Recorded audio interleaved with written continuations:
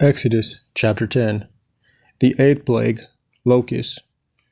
Then the Lord said to Moses, Go to Pharaoh, for I have hardened his heart and the hearts of his officials, that I may perform these miraculous signs of mine among them, and that you may tell your children and grandchildren how severely I dealt with the Egyptians, when I performed miraculous signs among them, so that all of you may know that I am the Lord.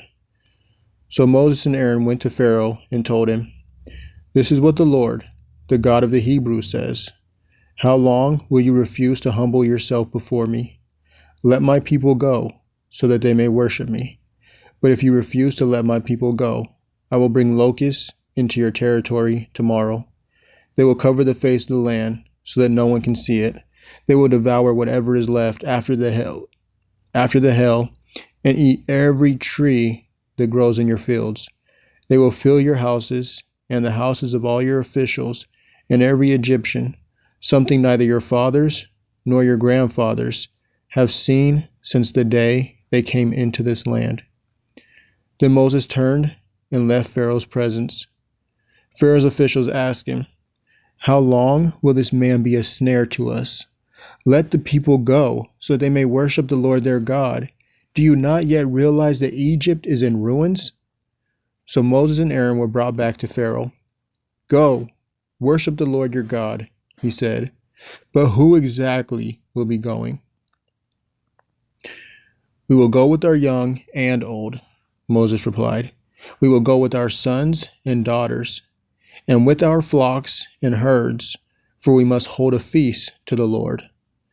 Then Pharaoh told them, May the Lord be with you if I ever let you go with your little ones.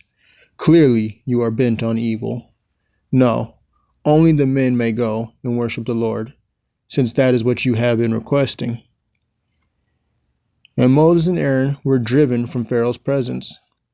Then the Lord said to Moses, Stretch out your hand over the land of Egypt, so that the locusts may swarm over it and devour every plant in the land, everything that the hail has left behind.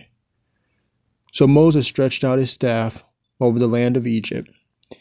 And throughout that day and night, the Lord sent an east wind across the land. By morning, the east wind had brought the locusts. The locusts swarmed across the land and settled over the entire territory of Egypt. Never before had there been so many locusts, and never again will there be. They covered the face of all the land until it was black, and they consumed all the plants on the ground, and all the fruit on the trees that the hail had left behind. Nothing green was left, or on any tree or plant in all the land of Egypt. Pharaoh quickly summoned Moses and Aaron and said, I have sinned against the Lord your God and against you. Now please forgive my sins once more and appeal to the Lord your God that he may remove this death from me. So Moses left Pharaoh's presence and appealed to the Lord. And the Lord changed the wind to a very strong west wind that carried off the locusts and blew them into the Red Sea. Not a single locust remained anywhere in Egypt. But the Lord hardened Pharaoh's heart, and he would not let the Israelites go. The ninth plague, darkness. Then the Lord said to Moses, Stretch out your hand toward heaven, so that darkness may spread over the land of Egypt, a palpable darkness. So Moses stretched out his hand toward heaven, and total darkness covered all the land of Egypt for 3 days. No one could see anyone else, and for 3 days no one left his place. Not all Israelites, yet all the Israelites had light in their dwellings. Then Pharaoh summoned Moses and said, Go, worship the Lord. Even your little ones may go with you. Only your flocks and herds must stay behind. But Moses replied, You must also provide us with sacrifices and burnt offerings to present to the Lord our God. Even our livestock must go with us. Not a hoof will be left behind, for we need some of them to worship the Lord our God, and we will not know how we are to worship the Lord until we arrive.